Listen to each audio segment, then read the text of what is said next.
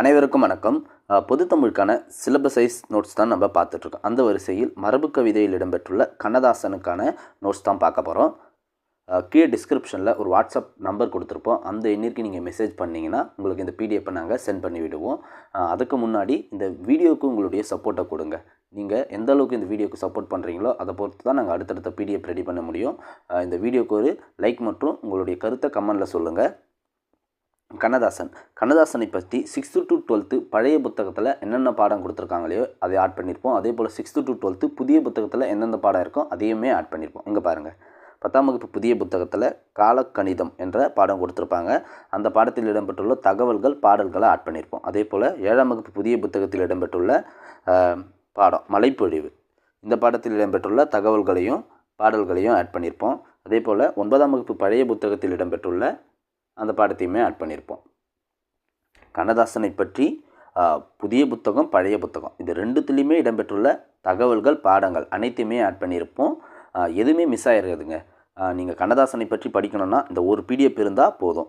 இப்போ புத்தகத்தில் உள்ள பாயிண்ட்ஸ் மட்டும்தான் இருக்குமானா இல்லை, புத்தகத்தில் இல்லாத மிக முக்கியமான பாயிண்ட்ஸுமே ஆட் பண்ணியிருப்போம். அவருடைய பிறப்பிலிருந்து இறப்பு வரை நிகழ்ந்த மிக முக்கியமான பாயிண்ட்ஸ் அனைத்துமே ஆட் பண்ணியிருப்போம். இங்கே பாருங்கள், அவருடைய இயற்பெயர் முத்தையா, பிறந்த ஊர் பாருங்கள் ராமநாதபுரம் மாவட்டம் சிறுகூடல்பட்டி, பெற்றோருடைய பெயர், வாழ்ந்த காலம் பாருங்கள் 1927 பிறந்து 81 மறைந்திருக்காரு. அவருடைய புனைப்பெயர்கள் பாருங்கள், காரைமுத்து புலவர், வணங்காமுடி, கனகப்பிரியன், பார்வதிநாதன், ஆரோக்கியசாமி, இதெல்லாமே அவருடைய புனைப்பெயர்கள். அவருடைய வேறு பெயர்கள் அனைத்துமே இடம்பெற்றிருக்கும். கண்ணதாசனை பற்றி நீங்கள் தெரிஞ்சுக்கணும்னா இந்த ஒரு பிடிஎஃப் இருந்தால் போதும். எந்த கேள்வி எக்ஸாமில் கேட்டாலும் உங்களால் அட்டன் பண்ண முடியும். அந்த அளவுக்கு தான் இந்த பிடிஎஃப் இருக்கும். அவர் இறுதியாக இயற்றிய நூல் இயேசு காவியம். அவருடைய தன் வரலாற்று நூல்கள் பாருங்கள், வனவாசம், மனவாசம், அவர் நடத்திய இதழ்கள் தென்றல் திரை, சண்டமாருதம், கண்ணதாசன், முல்லை, இது எல்லாமே அவர் நடத்திய இதழ்கள் அனைத்துமே இருக்கும். அந்த பாடல் 10ஆம் வகுப்பு புதிய புத்தகத்தில் காலக்கணிதம் என்ற தலைப்பில் உள்ள பாடல் இங்கே கொடுத்துருப்போம். கவிஞன் யானொரு காலக்கணிதன் என இந்த பாடல் தொடங்கும். அந்த பாடலை இங்கே கொடுத்துருப்போம். அதே போல் புதிய புத்தகம் மழைப்பொழிவு என்ற தலைப்பில் 7ஆம் வகுப்பு புதிய புத்தகத்தில் இடம்பெற்றுள்ள அந்த பாடலையுமே ஆட் பண்ணியிருப்போம்.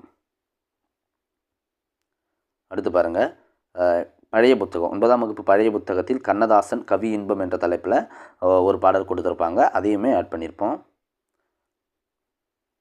அடுத்து